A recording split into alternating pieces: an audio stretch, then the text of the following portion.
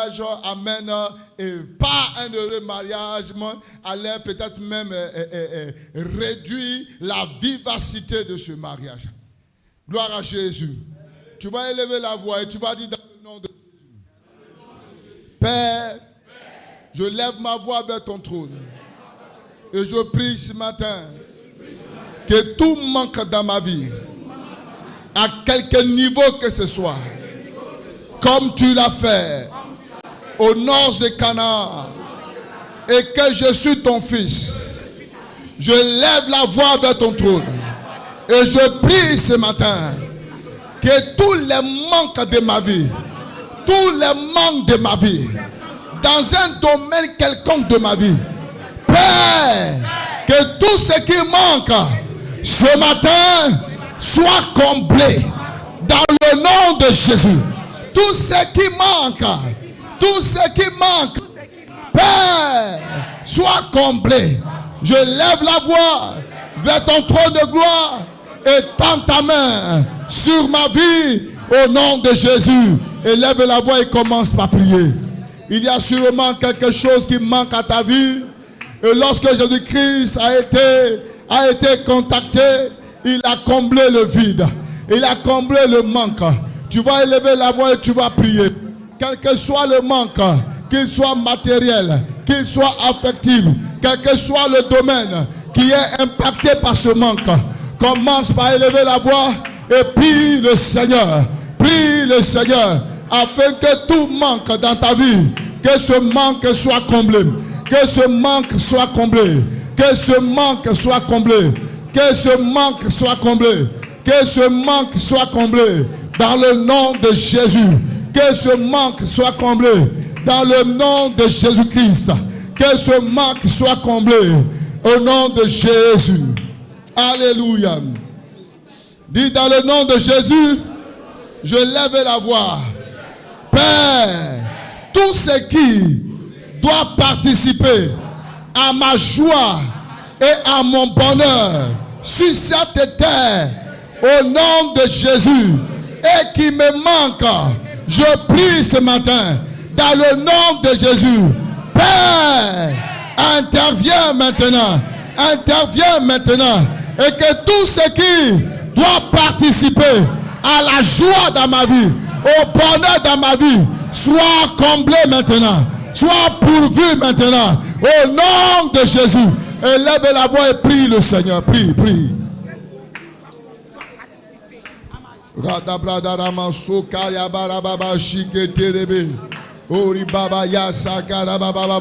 Papa, intervient par ta puissance.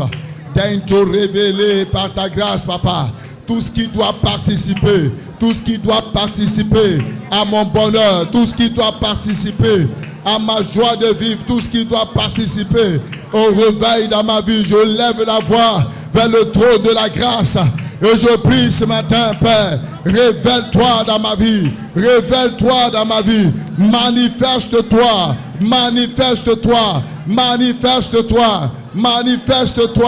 dans le nom de Jésus. Révèle-toi maintenant. Si c'est un enfant, si c'est la santé, si c'est le travail qui participera à ton bonheur, si c'est le service de Dieu qui doit participer à ton bonheur, que tout ce qui doit participer à ta joie de vivre, à ton bonheur sur cette terre, que cela vienne à toi au nom de Jésus. Que cela vienne à toi au nom de Jésus. Que cela vienne à toi au nom de Jésus. Prie le Seigneur au plus profond de ton cœur. Prie le Seigneur avec sincérité. Que l'Éternel se révèle, qu'il se manifeste et qu'il le fasse ce matin. Dans le nom de Jésus. Merci Seigneur. Merci Seigneur. Alléluia. Dis, je suis béni au nom de Jésus. Je reçois la faveur divine. Je reçois le feu du réveil. Je reçois une vie comblée au nom de Jésus. Et je le vis dans chaque aspect de ma vie. Dans le nom puissant de Jésus. Je le vis et je le réalise dans chaque aspect de ma vie. Dans le nom de Jésus. Toute opposition se transforme en soumission. Dans le nom de Jésus. Tout ce qui s'oppose à mon bonheur, tout ce qui s'oppose à ma joie de vivre est déstabilisé. Est déstabilisé. Dans le nom puissant de Jésus. Dans le nom puissant de Jésus. Merci Seigneur. Parce que tu le fais. Dans le nom de Jésus. Lève les deux mains vers le Seigneur. Alléluia. Nous te bénissons et nous te rendons toute la gloire, l'honneur, l'adoration et l'élévation. Merci d'être au contrôle de toutes choses. Merci d'œuvrer ce matin. Merci de prendre les rênes de ta parole et de visiter la vie de ton peuple. Que toute gloire soit à toi. Au nom de Jésus-Christ Nazareth. Amen.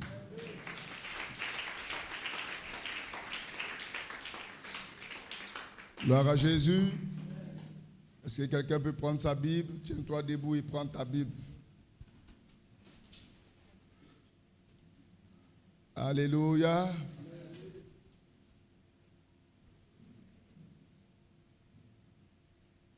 Tiens-toi debout et prends ta Bible. Tu peux la prendre au niveau de ta main droite. Je demande à tous ceux qui sont assis de se tenir debout. Nous voulons honorer la parole et la parole est Dieu. Alléluia. Gloire à Jésus. Amen, amen. On peut aller 1, 2 et 3. Père, voici ma Bible. Elle est la parole de Dieu. Je crois en elle.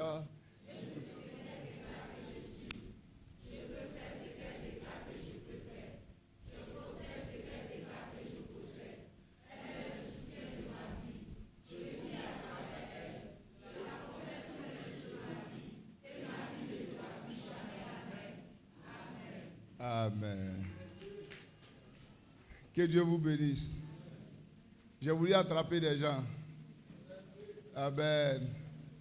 Pour ceux qui nous visitent pour la première fois, nous déclarons ce que la parole de Dieu est pour nous. Alléluia. Nous croyons en elle. Amen. Nous disons que nous pouvons faire ce que la Bible nous dit que nous pouvons faire. Nous vivons à travers elle parce que notre vie doit être le reflet de la parole de Dieu. Alléluia. Que Dieu te bénisse. Dis à celui qui est auprès de toi que Dieu te bénisse. Alléluia. Dis-lui que tu es au bon endroit. Dis-lui que tu es une merveille du Seigneur. Et Dieu te fait confiance pour accomplir de grandes choses. Dis-lui ça normalement. Dieu te fait confiance pour accomplir de grandes choses. Ne le déçois pas. Alléluia. Que Dieu vous bénisse. Ça fait plus de 2 ou 3 mois nous sommes en train. C'est ça non? 2 mois non? Mais 3 mois. 3 mois. Que nous sommes en train de partager un enseignement. Amen. Qui est mets ton talent en valeur pour la grande moisson. Le Seigneur nous a appelés à moissonner. Quand on parle de moisson, la moisson, c'est le salut des âmes. La moisson également se révèle sur le plan financier, sur le plan matériel. La moisson, c'est vivre l'abondance par la grâce de Dieu. Alléluia. La moisson, c'est être béni, amen, et être une source de bénédiction pour les autres. Mais pour que cela soit ainsi, pour que tu puisses marquer ta vie sur cette terre et que ta vie ait de l'influence, pour que tu sois béni et que d'autres personnes puissent bénéficier des grâces que Dieu t'a fait, tu as besoin de mettre ton talent en valeur. Et nous avons vu ce thème, alléluia, à partir de notre verset de base, amen, qui est la parabole des talents. Amen, la parabole des talents. Gloire à Jésus. où le maître a donné 1 talent à une personne, 2 talents à l'autre et il a donné 5 à l'autre. Amen. Les 2 autres ont fait fructifier leurs talents et il y a un qui allait cacher son talent. Et on a dit le maître viendra dans un premier temps et chacun de nous, nous allons rendre compte de tout ce que nous avons fait de notre vie sur la terre. Le temps viendra, ça soyez-en sûrs. Alléluia. Mais on ne sait quand est-ce que le maître va venir. C'est ça le problème. Alléluia. On ne sait pas quand il viendra.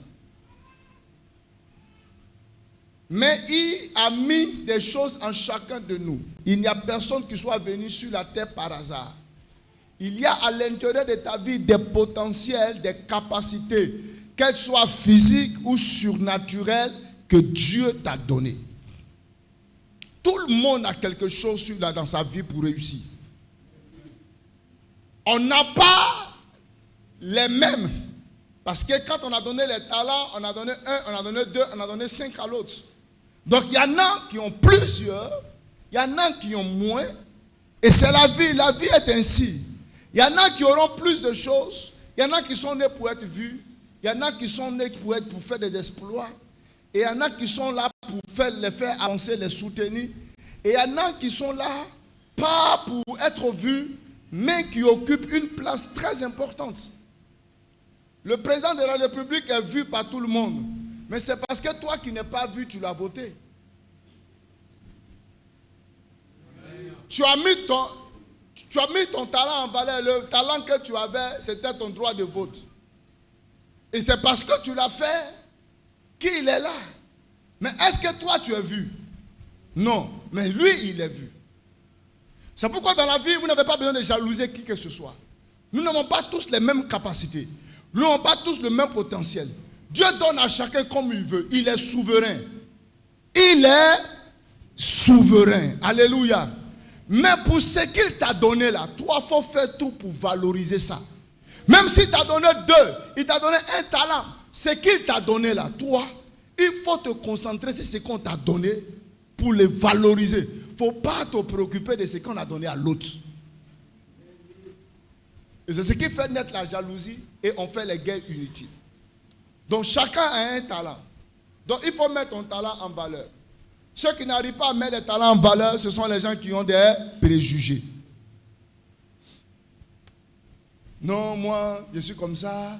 Et c'est parce que moi, ma famille est pauvre. Et nous, on ne peut pas réussir. Moi-même, on est dans un quartier bizarre. C'est pourquoi, alléluia, les choses n'avancent pas. Ils ont les préjugés. Celui qui allait cacher son talent, c'est parce qu'il avait les préjugés sur le maître. Il dit, tu es un maître dur. Tu sèmes où tu n'as pas, tu moissons où tu n'as pas sémé.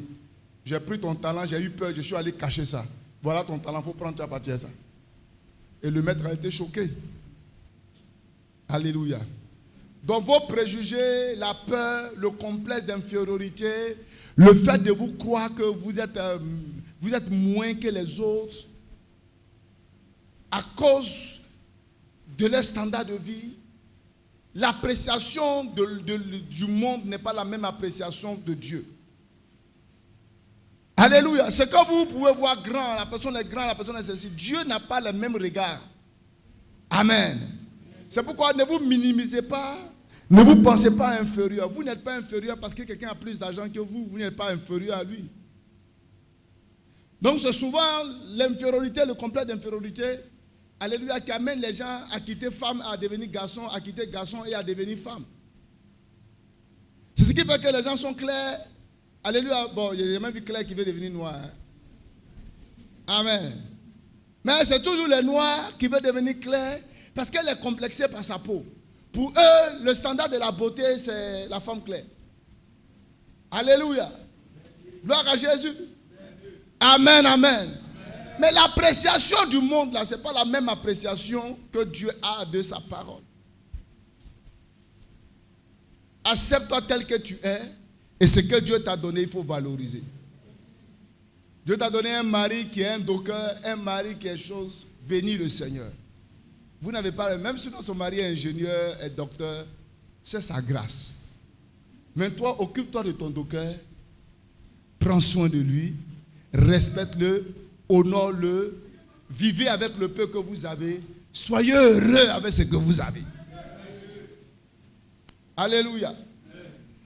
Est-ce que quelqu'un est là? Ça ne veut pas dire aussi que vous n'allez pas chercher à avancer. Ça veut dire que je fais avec ce que j'ai dans l'espérance que Dieu me fasse avancer. Il y a des gens qui ont commencé très petits, mais aujourd'hui Dieu les a fait monter. Et ça, c'est la grâce de Dieu. Alléluia. Mais bénissez le Seigneur pour ce que vous êtes et pour ce que vous avez. Donc on a dit qu'il faut manifester son talent. Amen.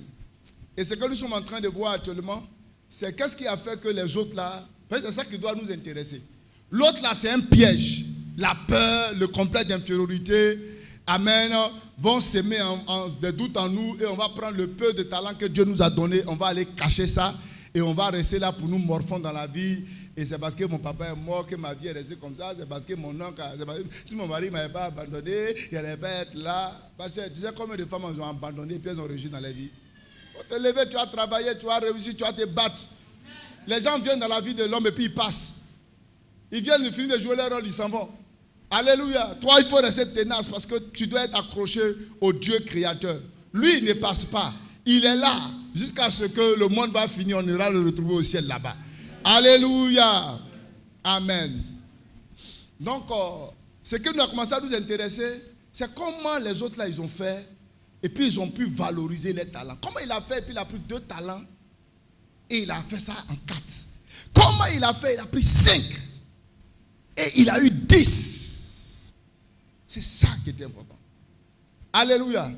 Et on a vu que quand le gars il est venu rendre compte, il y a quelque chose que le maître a apprécié chez eux. Il lui a dit, bon et fidèle serviteur, entre dans le repos de ton maître. Ça veut dire, dans la vie de ceux qui ont réussi là, ce qui a fait leur force, c'est leur fidélité. Quand quelqu'un est fidèle, il va réussir sa vie sur la terre. Alléluia. Il va réussir sa vie sur la terre. Quand quelqu'un est fidèle, fidèle c'est toujours croire, c'est toujours faire confiance en Dieu, quels que soient les défis, quelles que soient les circonstances de la vie, c'est de rester ferme dans ses valeurs, rester ferme dans ses principes. Alléluia. Et la qualité qu'il a fait, c'était la fidélité. C'est la fidélité qui va vous faire monter. C'est la fidélité qui va vous mettre au sommet. C'est la fidélité qui va vous amener à réussir sur cette terre. C'est la fidélité qui va faire que vous serez bénis et vous serez une source de bénédiction. C'est-à-dire que vous êtes déjà bénis. La Bible dit, nous sommes bénis de toutes les bénédictions dans les lieux célestes. On est déjà bénis. Mais le seul problème, c'est la matérialisation où cette bénédiction sera maintenant visible. C'est là le problème. Mais pour que ce soit visible, il faut que tu sois un homme fidèle. On a dit il faut être fidèle, où ça? Fidèle au culte. Fidèle d'abord dans la prière. Il faut être un homme de prière. Prier tout le temps. Prier à tout moment, quels que soient les défis. Il ne faut pas prier quand il y a des problèmes. N'attends pas les problèmes pour prier. N'attends pas quand c'est gâté pour prier. N'attends pas quand ça ne va pas pour prier. Ta prière, la prière doit faire partie de ta vie.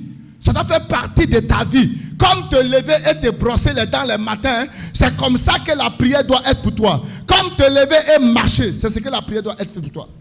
Il faut être fidèle à l'église, au culte. Il faut être assidu au culte. Ça vous apporte assez de faveurs et de grâce. Vous savez, quand nous sommes à un culte, l'atmosphère est chargée de la présence de Dieu. Qu'est-ce qui fait que beaucoup de personnes viennent à l'église et retournent les mêmes personnes? C'est un manque de foi et de disposition de cœur. Alléluia. Quand vous êtes, on dit Dieu est là. Il dit là où 2 ou 3 personnes sont réunies en mon nom, je suis là. Le Seigneur est là, ce n'est pas un homme, ce n'est pas le pasteur. Quand nous sommes réunis, Dieu est là. Et il est là pourquoi?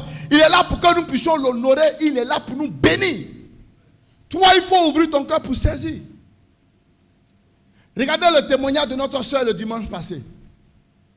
Alléluia. Elle était au culte et la banque lui a refusé un prêt. Alléluia. Compte tenu de certaines choses qui étaient passées avec ses collègues, ils ont les accrochés à la banque, on dit vous, on ne vous donne plus de prêts. Et quand elle est arrivée, ils ont vu son entreprise, on dit toi, on ne te donne plus de prêts. Alléluia. Et pendant le culte, j'ai lâché une parole. Alléluia. J'ai lâché une parole. Amen. Pour dire que Quel que soit le blocage que tu peux avoir, le Seigneur débloque. Le Seigneur traite ton cas de façon différente. Quand elle a entendu ça, elle a saisi cette parole. Elle dit, la parole là, c'est pour moi. La parole, c'est pour moi. Si pour les autres ont été traités, pour moi, c'est traité différemment. Elle est retournée à la banque. Pour lui, elle dit, je veux le prêt. Et la banque lui dit, tu veux combien? Ceux qui avaient refusé, mais c'est quoi? C'est pendant un culte. C'est pas pendant qu'elle est assise à la maison. Hein? C'est pendant un culte que la parole de révélation est sortie. La parole, et elle a prié cette parole. Vous ne pouvez pas comprendre combien de fois à des programmes j'ai reçu des paroles qui ont changé ma vie. Quand vous êtes à un culte, vous êtes dans une atmosphère spirituelle. Et dans l'atmosphère spirituelle, des choses peuvent se lâcher. Sans que vous pensez que c'est libéré pour tout le monde. Quand ça libère comme ça, il y a des gens qui sont des cœurs de foi, qui sont des récepteurs pour recevoir la parole. Et il dit, ce message qui a été libéré, c'est pour moi. Et il suffit de croire en cette parole et Dieu traite différemment. Mais quelqu'un qui n'est pas assidu à l'église, qui n'est pas assidu au temple, qui n'est pas assidu à la maison de Dieu, comment est-ce que cette personne va vivre? Et c'est ce que le diable veut vous amener à être. Il veut vous amener à être des chrétiens de Facebook. Il veut vous amener à être des chrétiens qui suivent que les directs. Vous pouvez suivre les directs, c'est bon. Mais vous suivez les directs lorsque dans le lieu où vous êtes là, l'église n'y est pas. Alléluia. Vous pouvez suivre les directs. Ou peut-être qu'on vous envoie en mission. Et le même dimanche là, peut-être vous devez travailler. Et vous vous levez le matin, vous suivez un direct parce que les conditions ne sont pas réunies. Mais tu es assis chez toi à la maison. Pendant que tu peux te déplacer, même payer le transport et venir. Et tu dis non que tu as suivi le culte en direct. Pendant que tu as toutes les facultés d'être là. C'est un piège que le diable est en train de mettre pour enfermer les chrétiens, pour enfermer le corps de Christ et permettre aux gens de rester à la maison. Tous ceux qui ne sont pas assidus à l'église, leur vie chrétienne n'est pas stable. Non, laissez-moi, je vais vous dire la vérité. Alléluia. L'inassiduité d'un membre reflète l'instabilité. Et quand quelqu'un est instable, il aura beaucoup d'instabilité dans les domaines de sa vie. Parce que sa vie a du mal d'être en connexion avec la présence de Dieu, avec la présence, avec la parole, avec l'impact de la prière, l'impact de l'adoration. Arrivé un moment, ta vie est instable. Et quand ta vie chrétienne est instable, automatiquement, l'instabilité va se voir dans tes affaires, va se voir dans ton foyer, va se voir dans tes entreprises. Ne jouez pas avec. Le diable utilise ça pour refroidir et tuer au fur et à mesure, alléluia, les chrétiens avec cette manière de faire. Quoi qu'il arrive, ne vends jamais ton culte à quelqu'un. Je ne céderai même pas ça à une réunion de famille. Ce n'est pas possible. Alléluia. Quelqu'un est là. Je ne suis pas pressé. Je peux presser un message là jusqu'à l'année va finir. Il faut dire à quelqu'un, alléluia. Je peux presser ça quand l'année va. Je vais revenir. Dis, répéter.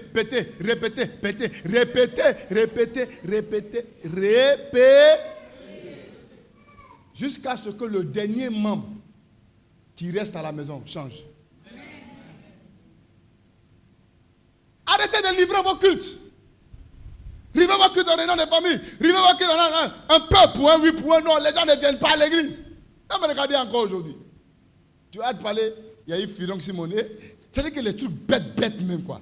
C'est-à-dire que, excusez-moi, hein, j'étais en train de laver habits. Mon habit, tous mes habits étaient sales. Et puis mon grand-père. C'est-à-dire que des choses même qui sont... Venir à l'église, c'est une convocation. La présence, venir à l'église, c'est une convocation divine. Toi, la gendarmerie va te donner une convocation. Gendarmerie, ou même la police, va t'avoir une convocation du rendez-vous à 8h.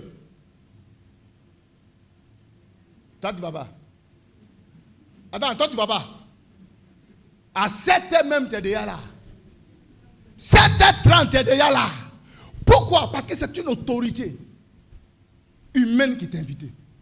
Et quand on dit le culte, c'est une convocation qui a été donnée par ton Père, l'Éternel, ton Dieu. La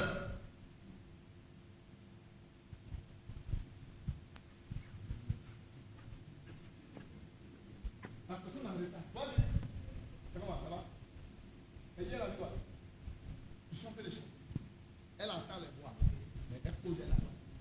C'est rare que tu vas trouver un chrétien en train de marcher. Où tu vas? Donc je suis en retard. Le jour que tu le vois marcher quand il est en retard, c'est qu'il doit diriger ou bien c'est son heure de servir. Tout le monde prend son temps.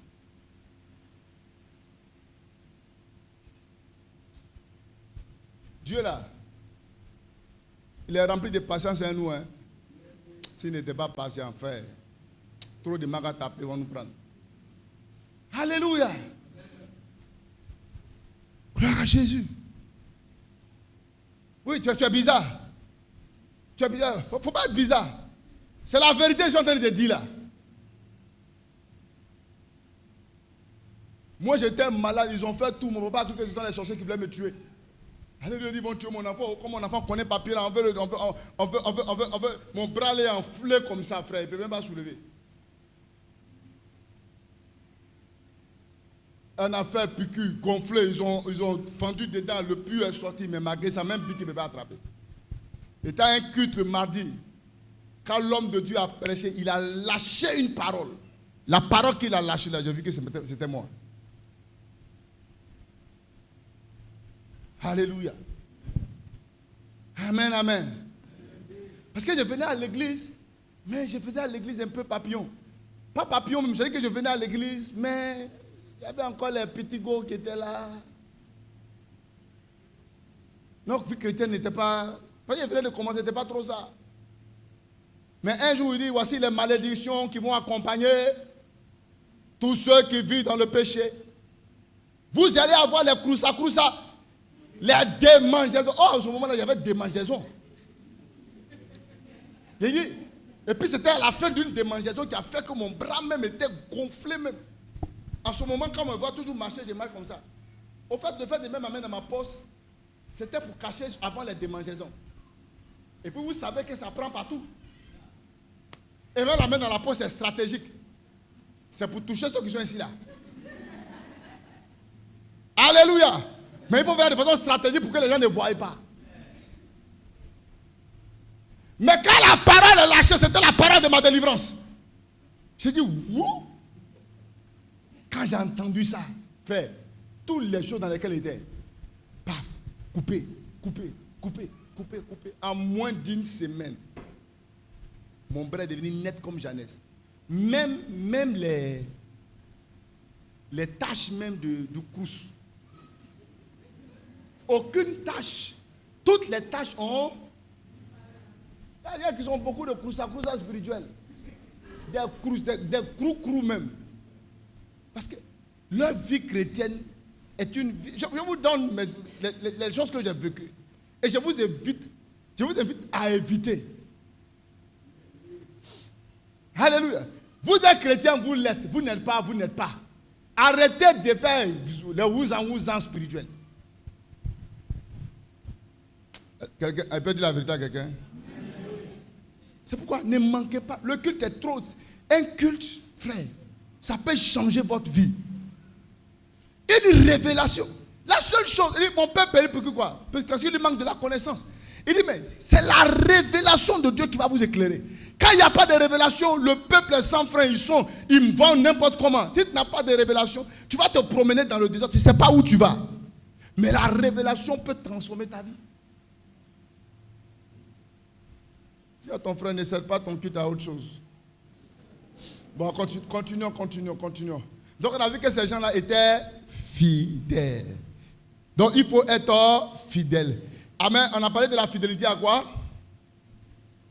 La dernière chose qu'on parlait, c'était la fidélité à Dieu. Amen. La fidélité à Dieu va consister, on a parlé de fidélité dans les petites choses, fidélité dans les moindres choses, fidélité dans les choses d'autrui. Amen. Tu dois être un canal par qui Dieu passe pour élever les autres. Quand on te confie les choses des gens, il faut bien traiter. C'est quand tu vas bien faire les choses des autres, c'est là que Dieu va te donner pour toi. Il dit, si vous n'êtes pas fidèle dans les choses d'autrui, qui vous donnera pour vous?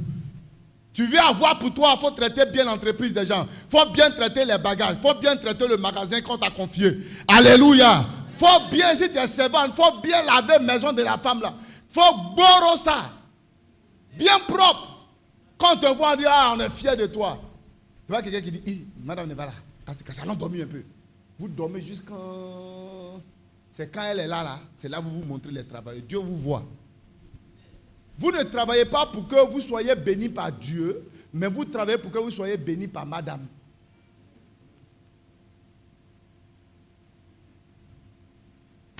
Quand quelqu'un travaille pour être béni par Dieu, que son patron soit là ou qu'il ne soit pas là, sa détermination du travail ne change pas.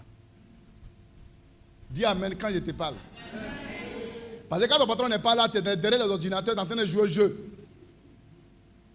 C'est comme ça, monsieur arrive. Quand Dieu te voit, il dit, toi tu travailles pas pour moi. Amen. On peut continuer. La fidélité à Dieu consiste à garder vos valeurs chrétiennes.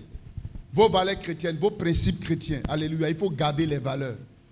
Amen. Et les valeurs. Par exemple, il y a une valeur pareille qui dit que tu ne peux pas porter un habit, amen, sans essayer d'abord. Donc quand tu prends une jeune fille, il faut sortir avec elle, il faut la goûter d'abord. Quand tu finis de la goûter, avant de la mettre dans ta maison et la marier. Ça, c'est les valeurs du monde.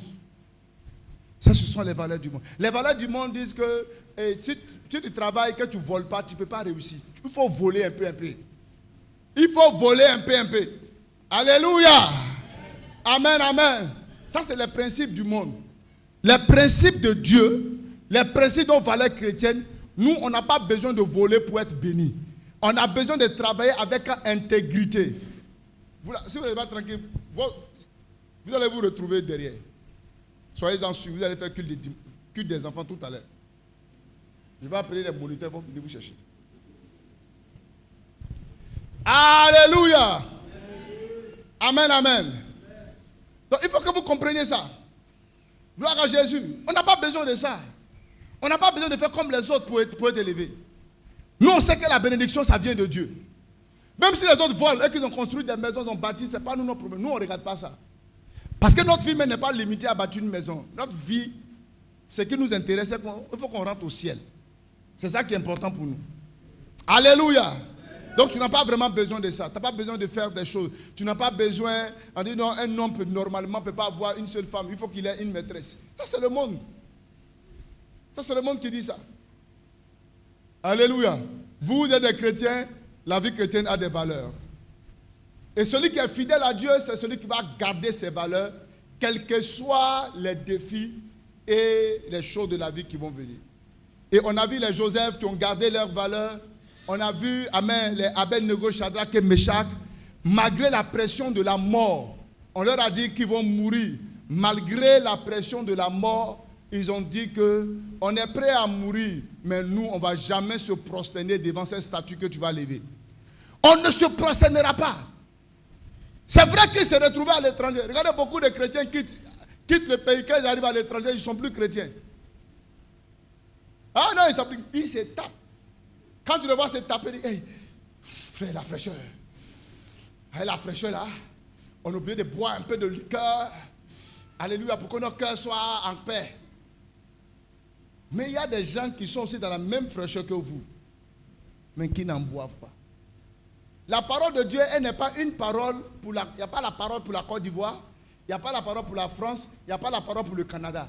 La parole de Dieu, elle est applicable dans n'importe quelle nation où vous allez vous retrouver. Même au désert, la parole de Dieu, elle est applicable. Elle n'évolue pas en fonction des lieux, non.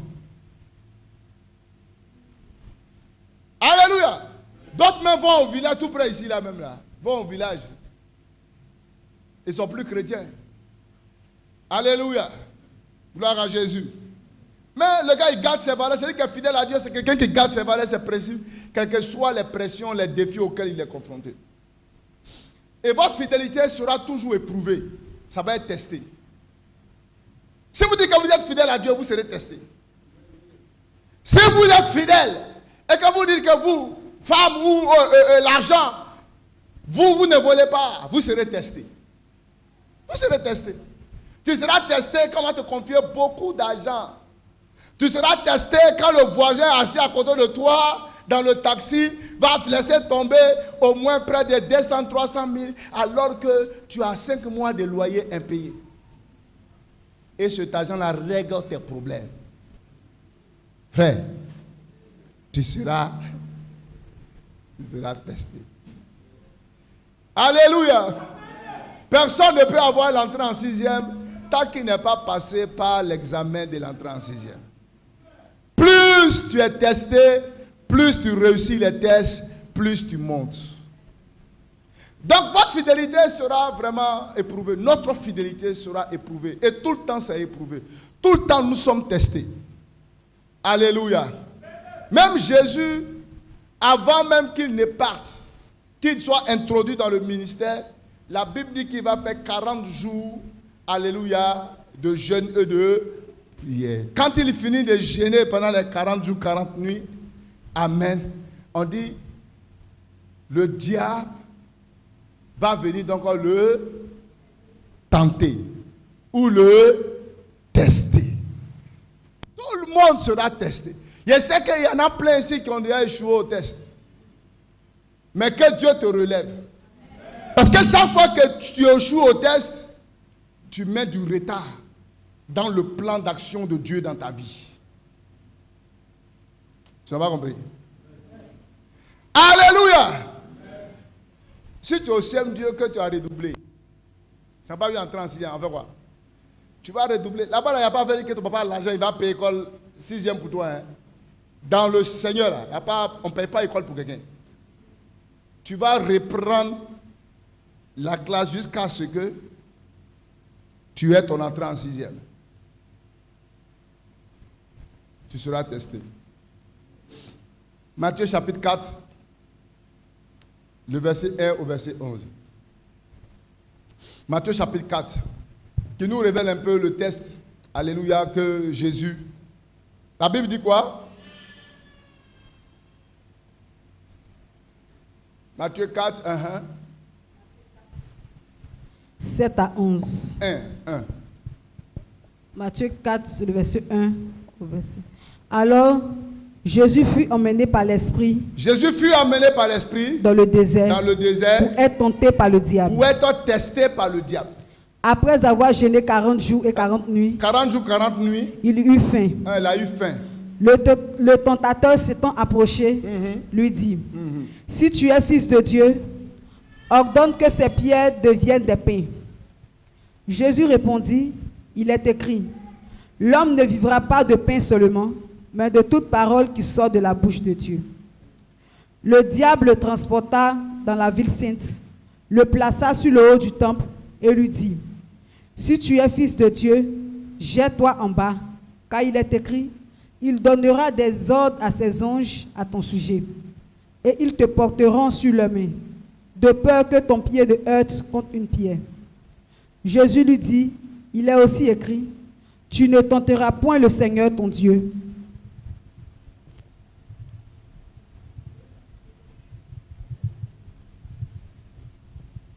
C'est devant toi ici. Le verset 8. Le diable le transporta encore sur une montagne très élevée, lui montra tous les royaumes du monde et leur gloire. Et lui dit, je te donnerai toutes ces choses si tu te prosternes et m'adores. Au verset 10. Jésus lui dit, retire-toi Satan. Retire-toi Satan. Car il est écrit, tu adoreras le Seigneur ton Dieu et tu le serviras à lui seul. Alors le diable le laissa. Et voici, des anges vinrent auprès de Jésus et le servaient. Auprès de Jésus et le servaient. Amen. Quand le diable était, il vient d'abord sur sa main de venir sur le. Quand le diable venait le tenter là, les anges étaient là, non? Mais ils n'ont pas intervenu.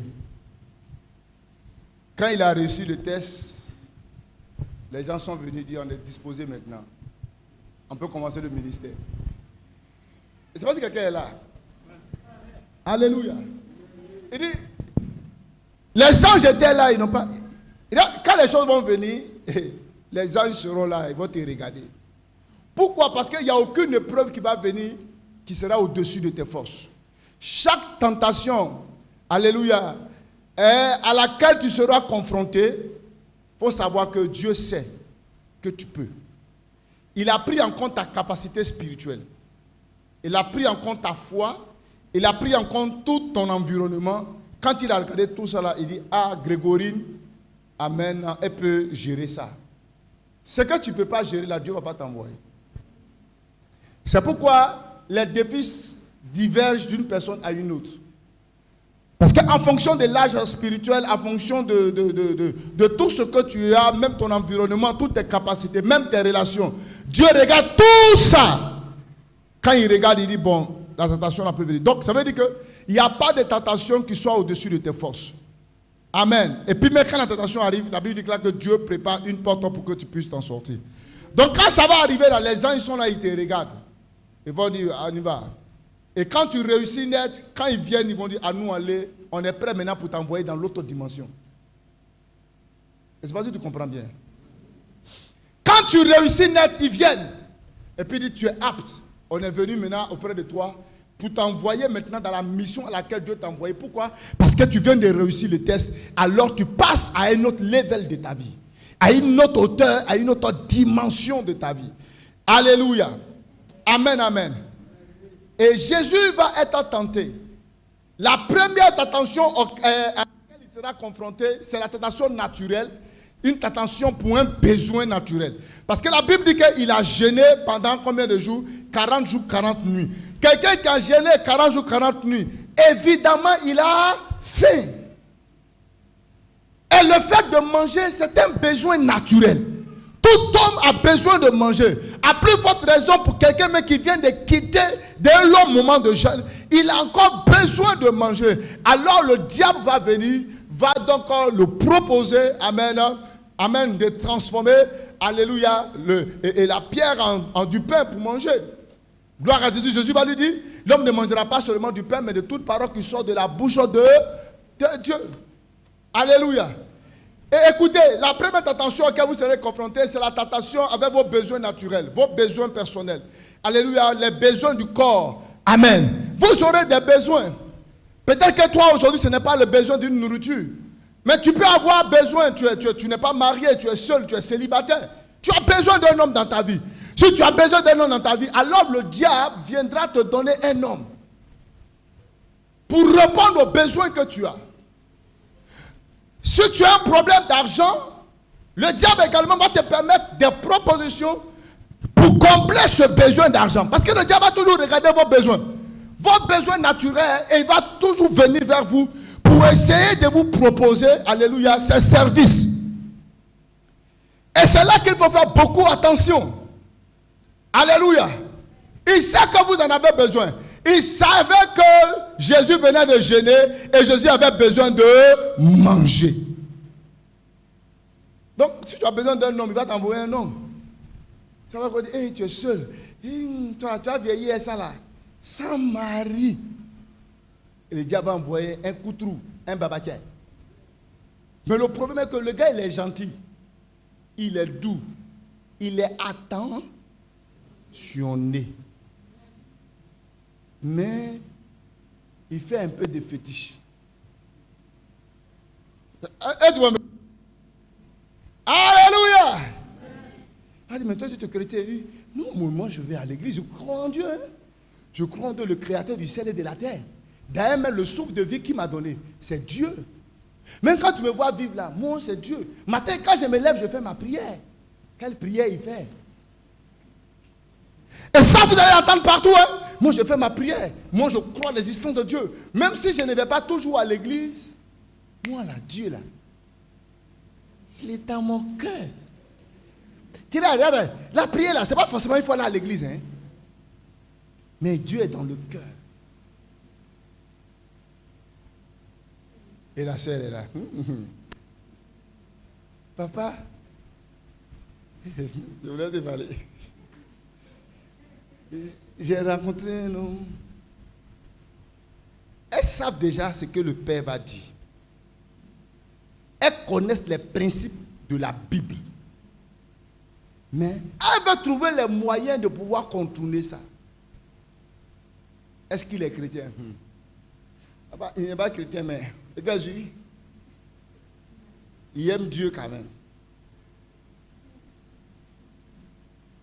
Et c'est parti, hein? C'est parti. Quand il dit, non, tu ne peux pas. La sœur, elle commence à sauter les cultes. Alors moi, la voisine à côté lui dit, ma sœur, là tu as laissé ça. Tu as laissé ça à cause de la fête d'église. Il faut rester là. Tu as vieilli ici. Alléluia. Et quand ça commence, alors toi tu veux combler le vide. Tu vas combler le vide. Mais c'est un vide empoisonné. C'est un vide que le diable a envoyé dans le but de te freiner et de te détruire. Ça peut être un besoin d'argent. Ça peut être même un besoin de travail. Il va même te proposer un travail. Le travail que tu vas faire, c'est un travail de vol. Alléluia. Il y a des entreprises où moi, je n'ai jamais mis mes dossiers. Bon, ça, chacun a sa foi. Hein. D'autres disent non, on peut faire. Bon, je dis moi, je n'ai jamais mis mes dossiers. Je ne peux jamais déposer mes dossiers à Marlboro. À la CITAB. Fabrication de cigarettes. Je ne peux pas déposer mes dossiers. Imagine-toi, si toi tu es commercial là-bas, tu dois faire quoi? Tu dois faire la publicité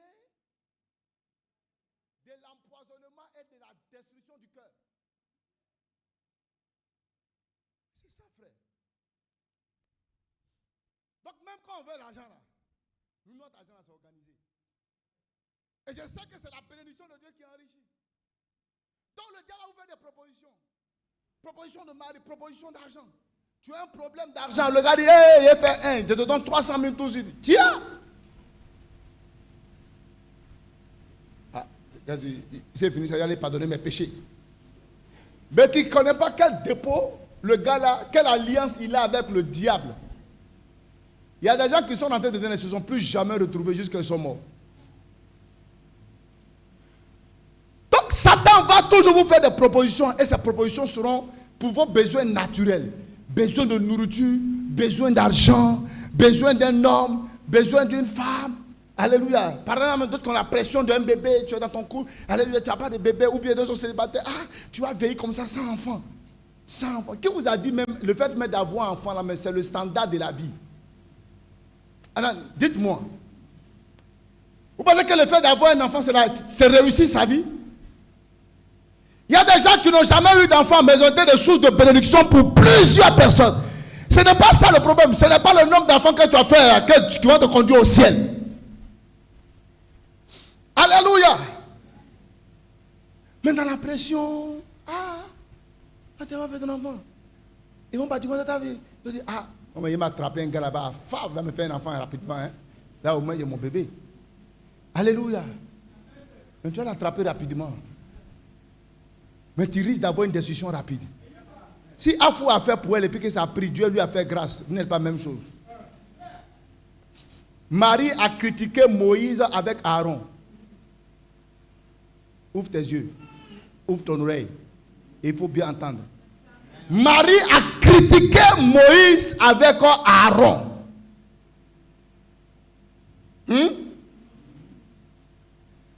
Mais c'est Marie qui a été frappée de lèpre. Ça veut dire que tu peux chercher à copier Joséphine. Elle, peut-être en faisant ça, il y a une grâce particulière de Dieu qui est venue la visiter. Et toi aussi, tu dis, Joséphine a fait ça. Donc, c'est moi ça. Toi, tu vas, tu as fait paya. Tu comprends? Le diable va vous tenter à ce niveau-là. Gloire à Jésus. Tu es là depuis longtemps. Tout est devenu sec. Alléluia. Il va te tenter, même un jeune frère, il va te tenter il peut te tenter avec une femme à tout moment. Pour répondre à un besoin que tu ressens. Même le mari, que sa femme a voyagé, ou bien son mari a voyagé, ou bien ça fait longtemps, le diable va dire, il y a le voisin à côté. Oui, frère, c'est quoi on n'a pas vu? On a trop vu ça. Donc Donc le diable va venir pour vous donner ses besoins. Mais Jésus va dire, l'homme ne vivra pas seulement de pain, mais de toutes paroles qui sortent de la bouche de Dieu. Jésus va seulement dire que c'est vrai que j'ai faim. Mais ce qui est important, ce n'est pas le fait de manger. Ce qui est important, c'est ma relation avec Dieu. Alléluia. C'est vrai que j'ai besoin d'un mari. Mais le mari dont j'ai besoin là, c'est seulement pour la terre. Ce qui est plus important, c'est mon intimité avec Dieu. Et mon intimité avec Dieu passe avant tout. Si ce que je vais faire va briser ma relation avec Dieu, je refuse que ma relation avec Dieu soit brisée. Mais est-ce que ça dit qu'après Jésus n'a pas mangé? Jésus n'a plus mangé dans sa vie. Alléluia. Ça veut dire même ce que le diable vous propose, même si vous refusez, à l'instant T vous avez refusé, ça peut ressembler comme une perte. Mais le moment viendra où Dieu vous donnera ce qui est pour vous. Tu auras besoin de l'argent. Dieu te fait des propositions indécentes pour répondre à ton besoin. Tu les refuses parce que tu sais que les moyens par lesquels on te demande de l'accéder n'est pas un bon moyen. Tu dis je le refuse. Avant de traiter de quelqu'un qui est bizarre, qui est bête, qui n'a pas d'avenir. Mais ce n'est pas grave. Mes frères, le Seigneur va t'ouvrir une autre porte où il va te bénir à plus que même ce que tu as laissé. Jésus a mangé après. Ça ne veut pas dire que Dieu n'a pas pourvu après. Mais à l'instant T, c'est que le diable lui a proposé. Il dit je ne mange pas ça. Apprenez à rejeter tout ce que le diable vous donne. Toutes choses qu'on n'a pas pour répondre à vos besoins, quand vous savez que ça va contre vos valeurs spirituelles, vos principes bibliques, refusez-les. À l'instant T, ça peut sembler une perte. Mais ce que Dieu vous réserve est plus grand que ce que le diable vous propose. Ce que Dieu vous réserve est plus meilleur que ce que Satan vous propose. Ce que Dieu vous propose, alléluia, vous prépare est encore meilleur. Et le diable veut corrompre, le diable veut détruire. Il savait que Joseph devait être au sommet. Comment il allait faire pour freiner, alléluia, l'élan de Joseph et l'empêcher d'atteindre la dimension qu'il devait atteindre? Il lui a envoyé une femme pour répondre à son besoin. Mais Joseph était célibataire, il était beau, il était choco. Il dit, c'est une fille choco. Après, tous les garçons sont derrière moi. Poison est derrière toi. Alléluia. Quelqu'un est là? Je continue, mais je m'arrête là. Alléluia. Bon, j'ai encore 10 minutes. Donc, ce test-là, vous devez le réussir. Les tests des besoins naturels, vous devez les réussir. Des besoins physiques, vous devez les réussir. Dis à ton frère, tu dois le réussir. Dis à ton frère, tu dois le réussir. Parce que ce que Jésus t'importe et ce que Jésus te prépare, c'est plus grand. Ta relation avec Dieu et ta relation, ton intimité avec Dieu est plus supérieure que ce que Satan, est plus important, est plus valeureux que ce qu'on est en train de te présenter maintenant. Ce qui fait que beaucoup de chrétiens n'évoluent pas, n'avancent pas, les choses sont bloquées. Pourquoi? Parce qu'ils laissent faire. Ils laissent faire. Ils ne laissent pas faire. Le deuxième test, c'est le test, alléluia. Amen. Le test, c'est au niveau de... Il va prendre Jésus pour l'envoyer où ça? Au sommet du temple. C'est pas ça? Et il va dire, jette-toi, car j'ai ordonné aux anges de venir te prendre. Jésus va lui dire, tu ne tenteras pas ton Dieu. Ça aussi, c'est un niveau aussi de tentation qui va t'amener à protéger peut-être ton nom ou à protéger ta grandeur. Ce qu'il demandait à Jésus, il demandait à Jésus de démontrer qu'il est Dieu, qu'il est le Fils de Dieu, qu'il démontre ça. Parce que quand Jésus-Christ allait tomber et que les anges allaient venir le chercher, ça allait être vraiment créer de la stupéfaction. Les gens allaient acclamer Jésus, ils allaient dire, waouh! Ouais, un dangereux gars. Le diable va vous envoyer dans des tentations où vous serez amené à vouloir prouver aux gens qui vous êtes. Bon, c'est pas clair. Alléluia. C'est un niveau de tentation. Le désir de prouver aux gens qui vous êtes. Le désir de vouloir justifier ce que vous faites. Et le diable va vous emmener à ce level-là.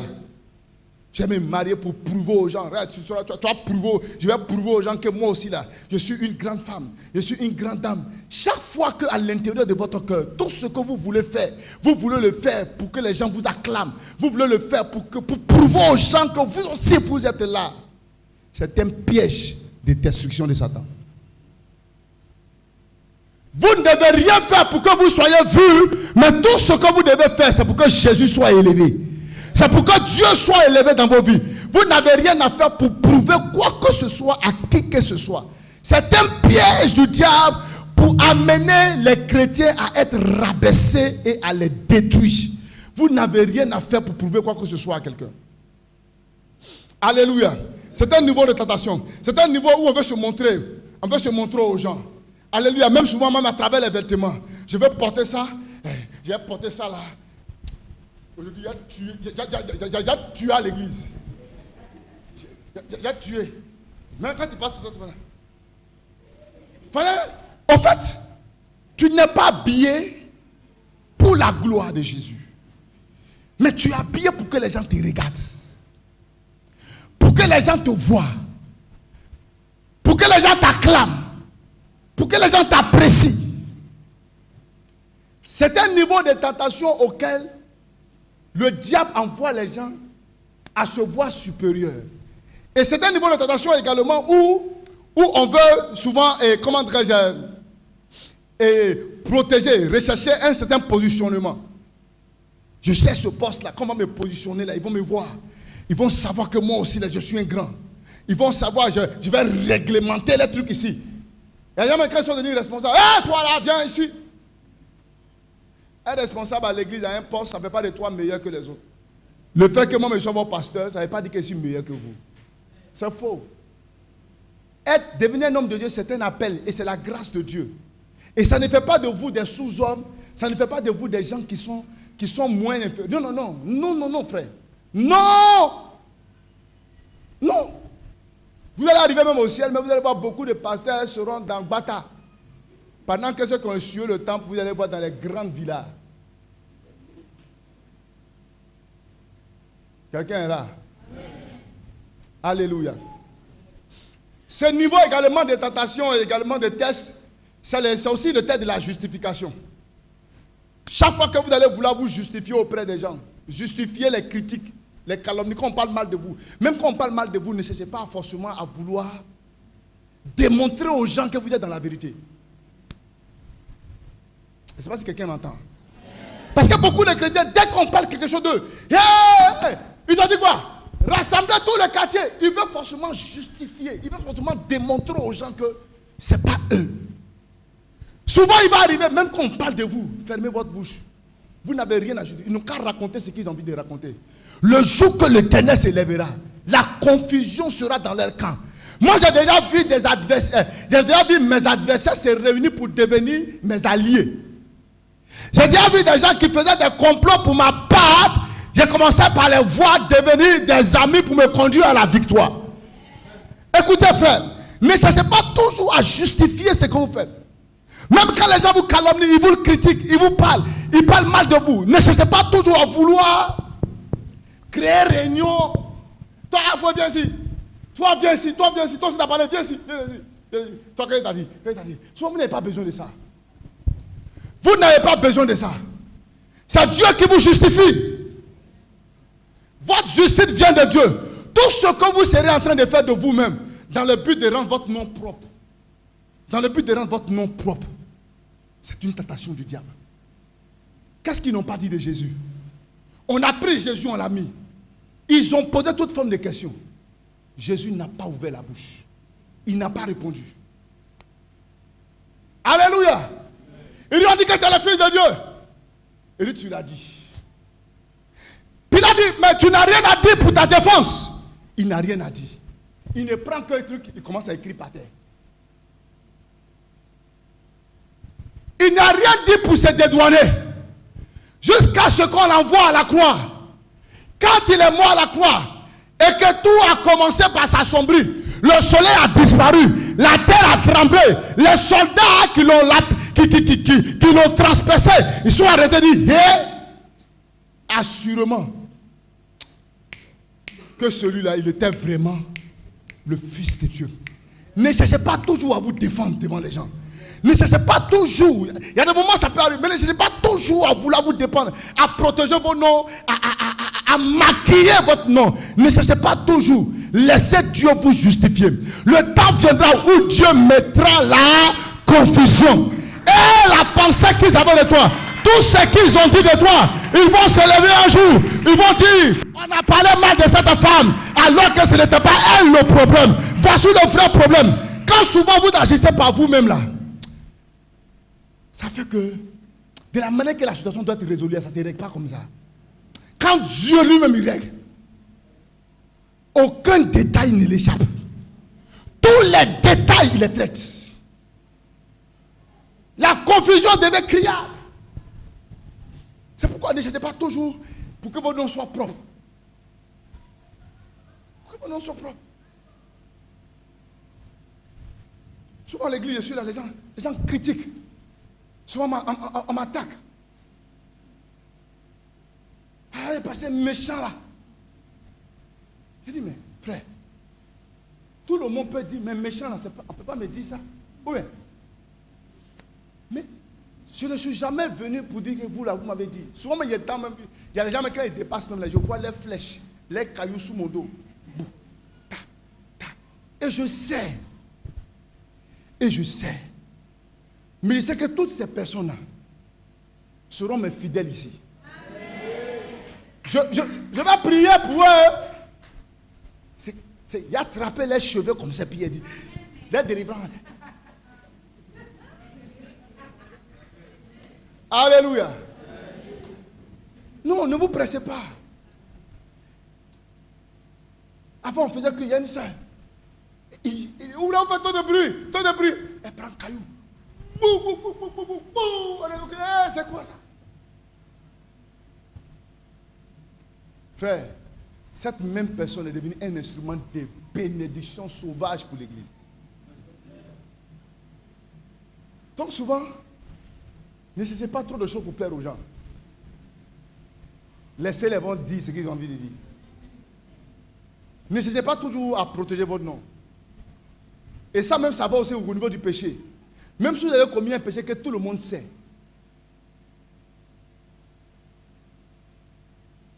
Reconnaissez que c'est moi qui ai fait.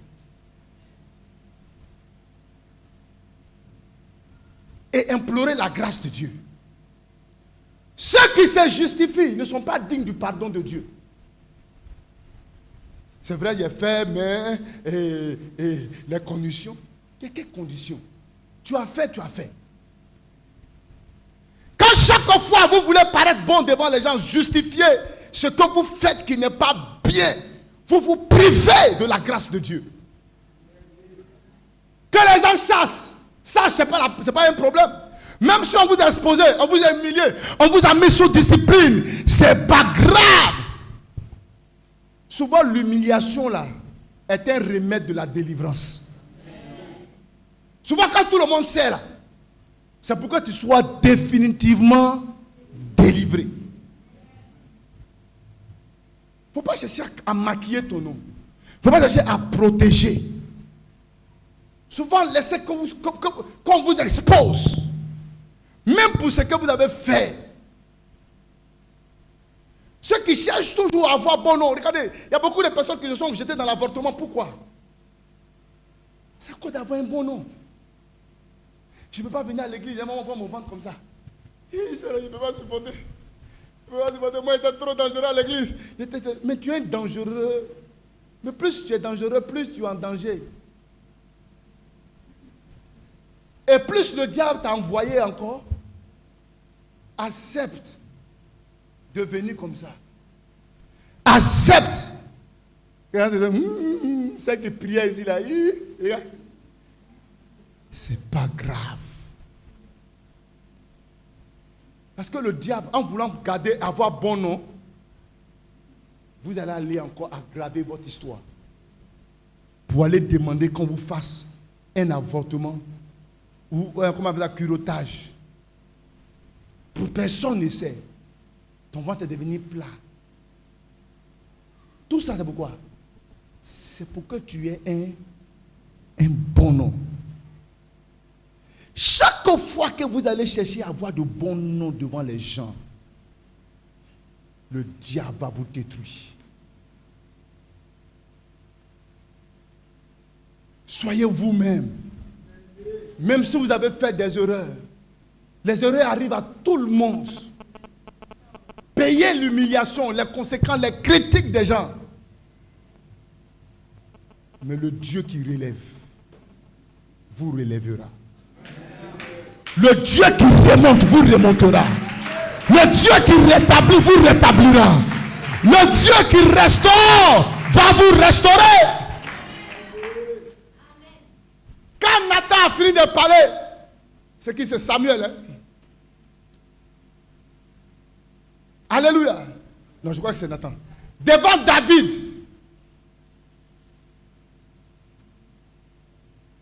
On dit, voici ce que tu as fait. David dit, celui qui a fait ça, il mérite la mort. Et le prophète lui a dit, c'est toi, David. Tu as pris la femme de ton serviteur. Elle est tombée enceinte. Vous voyez ce que David a fait? Le péché est dangereux. Le fait d'avoir bon nom, là, ça détruit. David prend la femme de son serviteur et il couche avec elle. Cette femme tombe enceinte. D'ailleurs, même comment David a fait pour voir la femme, c'est parce qu'il a quitté le front de la guerre. Il était en guerre, il a laissé. Tous ceux qui quittent le front de la guerre dans le service de Dieu et qui commencent à jeter les regards ailleurs, là, Satan vous attend pour vous donner problème, pour vous donner travail. Quand David a laissé le front de la guerre, il est revenu à la maison. C'est là qu'il a vu la femme d'Uri en train de se laver nue. Quand il a vu, il dit waouh, quelle beauté. Comme il est le roi, il a pris la femme, il est sorti avec elle. Quand il est sorti avec elle, elle est venue lui dire, ah, j'ai des retards. Il dit, ah, je suis enceinte. Il va appeler les gens, Joab, il va dire, dis à Uri de quitter le front. Il n'est qu'à venir sortir avec sa femme. Il ramène Uri, les stratégies. Il ramène Uri à la maison. Pour que Uri puisse avoir des rapports sexuels avec sa femme. Là, ils vont prendre grossesse là pour déposer ça sur Uri. Je ne sais pas qui a déjà déposé quelque chose sur quelqu'un ici. Répands-toi. Ah, répands-toi. Tu sais que l'enfant, ce n'est pas pour ton mari. Viens me voir. On va trouver les moyens. On va trouver les moyens. Comment est-ce qu'on va lui dire la vérité? Et sois prêt et prête à tout. Il peut te dire va. Il peut te laisser tomber. Mais l'essentiel, tu as dit la vérité. Tu seras libre dans ta tête. Parce que chaque fois que tu vois que ton mari s'approche de l'enfant, et puis il lève, et puis il dit, moi, et puis c'est là qu'il veut se montrer. Et puis la plupart des enfants, c'est eux qui sont les enfants chéris. Ah, je sens que c'est quelqu'un ici. Viens me voir après.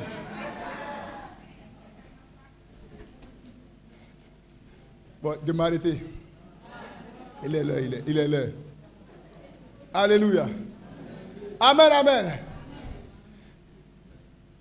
Quand Uri vient, Uri n'a pas envie de sortir avec sa femme. Elle fait tout. Elle se met bien. Elle porte les bikinis, non?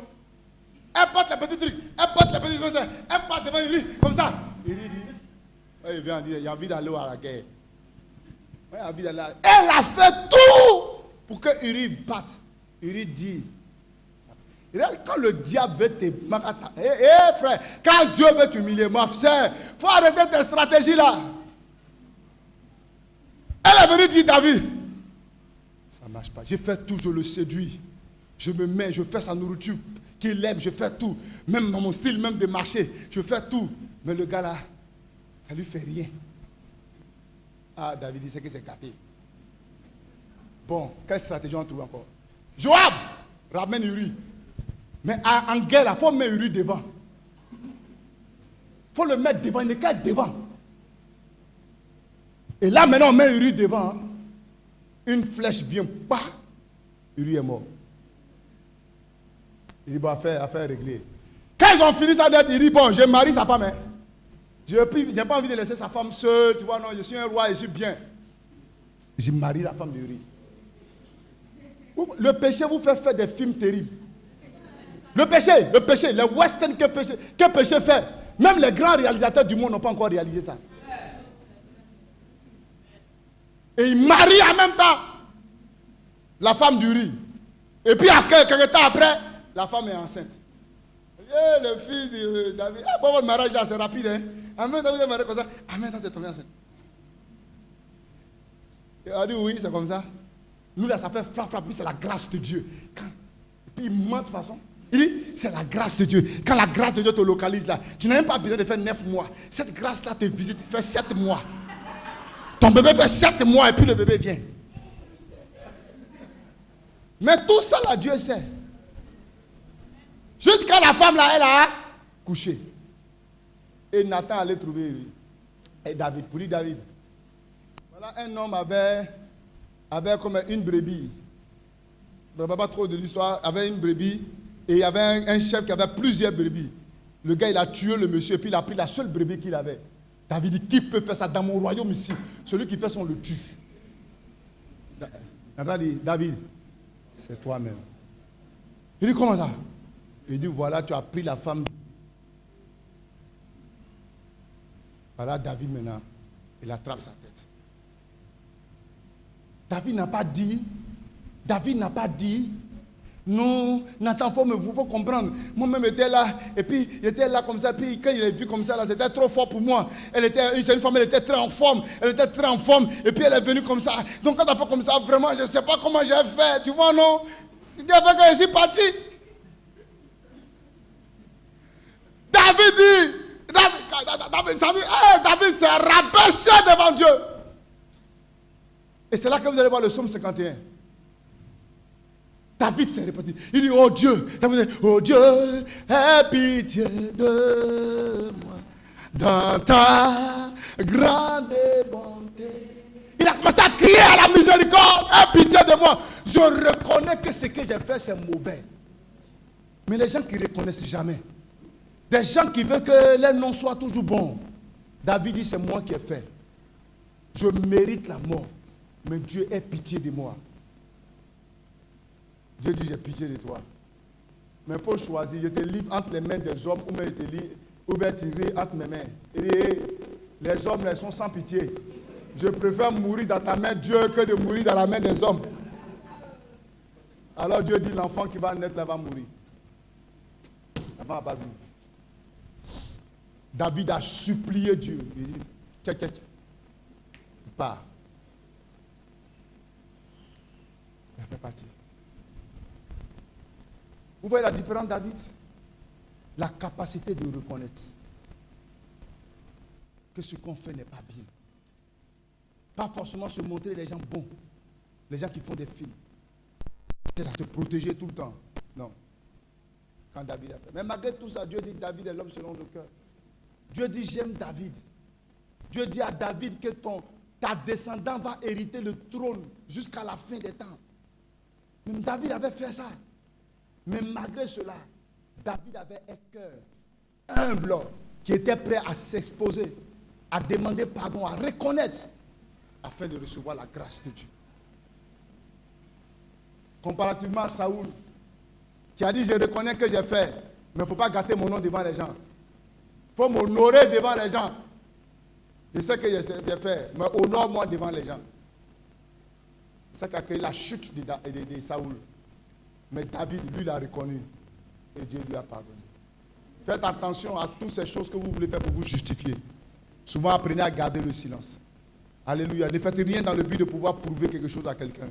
Vous n'avez rien à prouver. Tout ce que vous devez le faire pour que Dieu soit glorifié. Pas pour que vous soyez vu. Pas pour que vous soyez glorifié. Jésus ne voulait pas être vu. Ton Dieu. Toute la gloire doit venir à Dieu. Pas à nous les hommes. Que Dieu te bénisse. Qu'il te donne la grâce. Alléluia. D'être victorieux sur tous les tests. Shalom, shalom.